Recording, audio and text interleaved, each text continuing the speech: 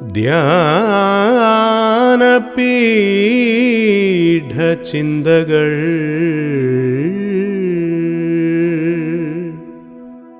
ധ്യാനപീഠചിന്തകൾ, a devotional thought for worship. വാഴ്ത്തപ്പെട്ട കർത്താവായ യേശുക്രിസ്തുവിന്റെ നിസ്തുല്യമായ നാമത്തിൽ ഈ പ്രഭാതത്തിൽ എല്ലാ പ്രിയപ്പെട്ടവർക്കും ധ്യാനപീഠ ചിന്തയിലേക്ക് സ്വാഗതം. ഈ മാസത്തിന്റെ ഏറ്റവും ഒടുവിലത്തെ ആഴ്ചയിൽ ദൈവത്തെ ആരാധിക്കുവാൻ നമുക്കേവർക്കും സ്വർഗത്തിലെ ദൈവം ഭാഗ്യം നൽകിയതോർത്ത് എല്ലാ മഹത്വവും ദൈവത്തിന് അർപ്പിക്കാം. ഇന്നത്തെ നമ്മുടെ ധ്യാനത്തിന് ആധാരമായി 86 സങ്കീർത്തനം 5 വാക്യം നിങ്ങളുടെ ശ്രദ്ധയിലേക്ക് കൊണ്ടുവരട്ടെ. സാംസ് 86 വേർഡ്സ് 5.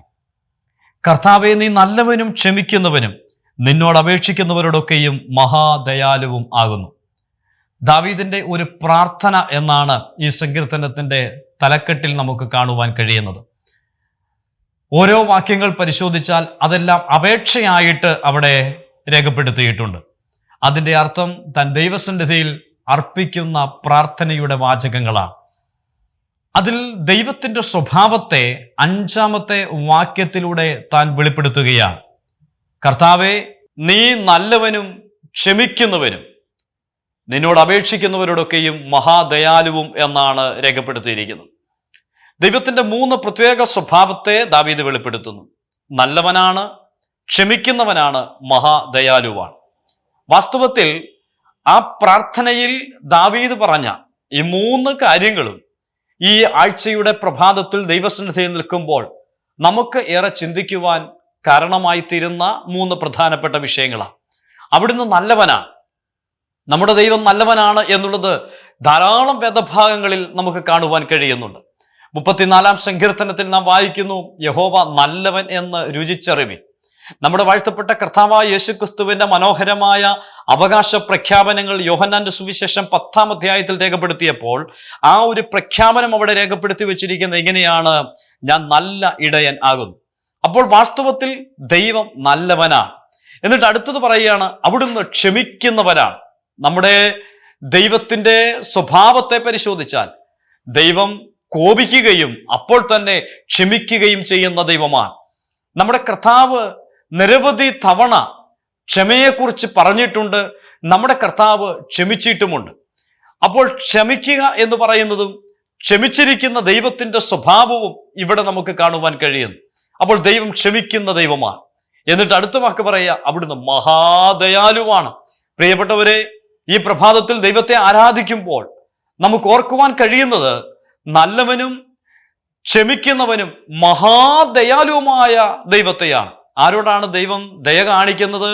അശരണരായ, ആലംബമറ്റുപോയ, ബലഹീനരായിരിക്കുന്ന ആളുകളോട് ദൈവം എപ്പോഴും ദയ കാണിക്കാറുണ്ട്.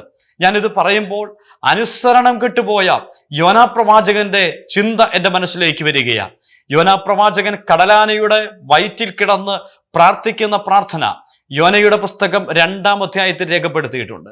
ആ പ്രാർത്ഥനയിൽ അദ്ദേഹം ഉച്ചരിക്കുന്ന വാക്കിങ്ങനെയാ, അവിടുന്ന് മഹാദയാലുവാണ്.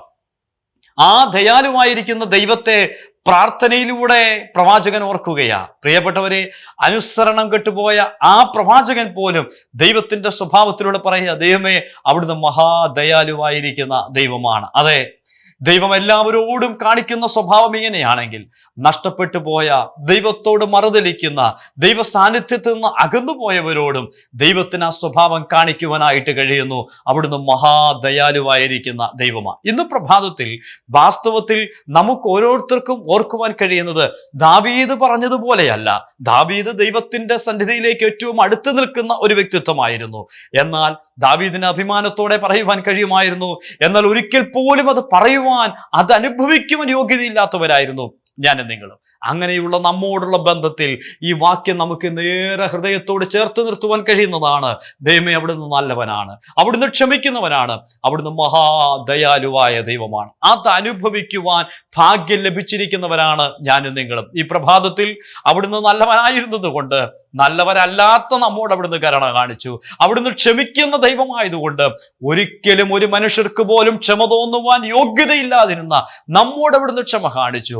അവിടുന്ന് മഹാദയാലുമായിരുന്നത് കൊണ്ട് ദൈവസന്നിധിയിലേക്ക് വരുവാൻ അർഹതയില്ലാതിരുന്ന, ഏറ്റവും നികൃഷ്ടമായ ജീവിതം നയിച്ചിരുന്ന, പാപം സംബന്ധിച്ച് എന്നേക്കും ദൈവസാന്നിധ്യം നഷ്ടമാക്കി ജീവിച്ചിരുന്ന, ഈ ലോകത്തിൽ ദൈവമില്ലാത്തവരെന്ന മേലെഴുത്തുമായിട്ട് മുന്നോട്ട് പോയിരുന്ന നമ്മോട് അവിടുന്ന് മഹാദയാലുവായതുകൊണ്ട് കരുണ കാണിച്ച് ദൈവസന്നിധിയിലേക്ക് കൊണ്ടുവന്നു. എത്ര വലിയ പ്രവൃത്തിയാണ് നമ്മോടുള്ള ബന്ധത്തിൽ ദൈവം ചെയ്തത്. ഈ പ്രഭാതത്തിൽ നമുക്ക് നന്ദിയോടെ ഓർക്കാം. എന്നാൽ ഒരു വാക്ക് ഞാൻ ഇങ്ങനെ പറയട്ടെ, നല്ലവനും ക്ഷമിക്കുന്നവനും മഹാദയാലുമായി ആ ദൈവമുണ്ടല്ലോ, തന്റെ പൊന്നോമന പുത്രൻ കാൽവറിയിലെ കൊലമരത്തിൽ കിടന്ന് അതിവേദനപ്പെട്ട് സഹിക്കുന്നത് കണ്ടപ്പോൾ കണ്ടു നിന്ന ഒരൊറ്റ മനുഷ്യവർഗത്തിന്റെ ഹൃദയം പോലും അലിഞ്ഞില്ല എന്ന് നാം മനസ്സിലാക്കണം. പ്രിയപ്പെട്ടവരെ, ഒരു ദയയും നമുക്ക് തോന്നിയില്ല, ഒരു കരുണയും നമുക്ക് തോന്നിയില്ല, നമുക്ക് ക്ഷമിക്കുവാനായിട്ട് തോന്നിയില്ല. ആ ക്രൂശിൽ കിടന്ന കള്ളന്മാരിൽ ഒരുത്തരും കർത്താവിനെ പഴിക്കുകയായിരുന്നു. ദൂരെ നിൽക്കുന്ന പടയാളികൾ പഴിക്കുകയും ദുഷിക്കുകയും ചെയ്യുകയായിരുന്നു. ശിഷ്യന്മാർ പോലും കർത്താവിനെ വിട്ടോടിപ്പോകുകയായിരുന്നു. ഇതൊക്കെ ചെയ്തിരുന്നുവെങ്കിലും അങ്ങനെയുള്ള നമ്മെ ഓരോരുത്തരെയും മഹാദയാലുവായ ദൈവം സ്നേഹിച്ച ആ നിസ്സീമമായ സ്നേഹത്തെ പ്രഭാതത്തിൽ നമുക്ക് നന്ദിയോടെ ഓർക്കാം. എല്ലാ മഹത്വവും അർപ്പിക്കാം, അവിടുത്തെ ആരാധിക്കാം. അവിടുത്തെ വിലയേറിയ നാമം മാത്രം മഹത്വപ്പെടുമാറാകട്ടെ. ആമേൻ. സമമായോരെന്നെയും രക്തം ചിന്തി വീണ്ടെടുത്തതാ, ചത്തനായി സമമായോരെന്നെയും രക്തം ചിന്തി വീണ്ടെടുത്തതാ. ചിത്തം നന്ദിയാൽ നിറഞ്ഞു തൃപ്പാദത്തിൽ വീണു മുത്തം ചെയ്യും ഞാൻ. ചിത്തം നന്ദിയാൽ നിറഞ്ഞു തൃപ്പാദത്തിൽ വീണു മുത്തം ചെയ്യും ഞാൻ. ജീവനാഥനേശുവേ എൻ ജീവകാലം വാഴ്ത്തും ഞാൻ. ജീവനാഥനേശുവേ എൻ ജീവകാലം വാഴ്ത്തും ഞാൻ.